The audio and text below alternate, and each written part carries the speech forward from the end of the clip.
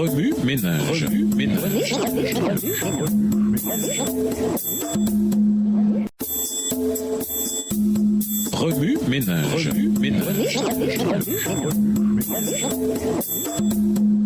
Bienvenue dans votre émission Remue ménage. Voilà la leçon 6, le signalement d'un gestionnaire. Vous devez donc nous considérer comme des serviteurs du Christ, chargés de gérer les vérités secrètes de Dieu. Tout ce que l'on demande à un gérant, c'est d'être fidèle. 1 Corinthiens 4, les versets 1 et 2. La marque d'un gérant digne de ce nom est représentée par un sceau. L'empreinte de ce sceau représente la marque particulière de son propriétaire qui, dans le cas de Dieu, est sa fidélité. L'action de mettre son sceau montre aussi l'approbation. Une bénédiction issue d'une source invraisemblable. Lisons Jean 15, verset 7. Jean 15, verset 7. « Si vous demeurez en moi et que mes paroles demeurent en vous, demandez ce que vous voudrez et cela vous sera accordé. » Patricia avait géré fidèlement son temps, ses finances, son service à l'Église et ses talents. Elle s'était même engagée à donner davantage que sa dîme et ses offrandes. Maintenant, l'heure était venue pour elle de retourner à l'université Andrews pour y compléter sa maîtrise en administration. Le hic, c'est qu'elle n'avait pas la somme nécessaire pour s'inscrire. Cependant, elle croyait que Dieu lui procurerait cet argent.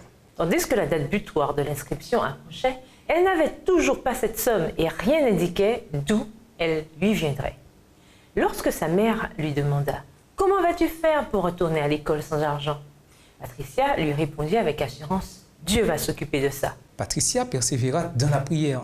Elle était confiante qu'il exaucerait sa requête à partir de la source de son choix. Elle se rappelait la façon dont le docteur Rogers avait évoqué notre texte aujourd'hui aux étudiants à l'une des réunions de prière à la chapelle de l'université Oakwood. Il avait dit que dans le texte original, Dieu nous lançait un défi. Si vous demeurez en moi et que ma parole demeure en vous, je vous mets au défi de me demander n'importe quoi et voyez si je ne l'accomplirai pas. Elle n'oublia jamais ses paroles. Un jour, Patricia reçut un appel mémorable. C'était Sir Boyd, un membre de son église. Cette femme sérieuse comme un pape souriait si rarement qu'elle en était intimidante. Patricia trouvait qu'elle ressemblait physiquement à Ellen White, même sa coiffure. Néanmoins, elle était fidèle à Dieu et obéissait à cette directive. L'appel se déroula comme ceci. « Allô, c'est Sir Boyd. Dieu m'a dit que tu as besoin d'argent pour tes études. Combien te faut-il » Incrédule et craignant de trop demander, Patricia mentionna un montant inférieur à ses besoins.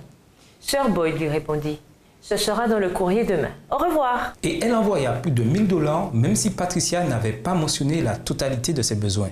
Dieu récompensa sa foi en lui et en sa parole et sa gestion fidèle. Patricia n'aurait jamais imaginé que Dieu lui répondrait par une personne telle que Sir Boyd.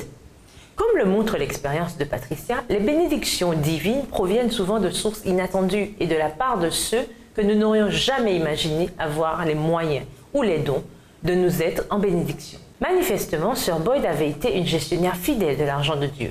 Maintenant, elle utilisait sa fidélité pour être en bénédiction à quelqu'un d'autre. Ne sous-estimez jamais Dieu. Si vous avez une relation fidèle et obéissante avec lui et êtes déterminé à être bon gestionnaire dans l'utilisation de tous les dons qu'il vous a accordés, alors vous pouvez lui demander n'importe quoi et il le fera. Au revoir. Et à demain si je veux.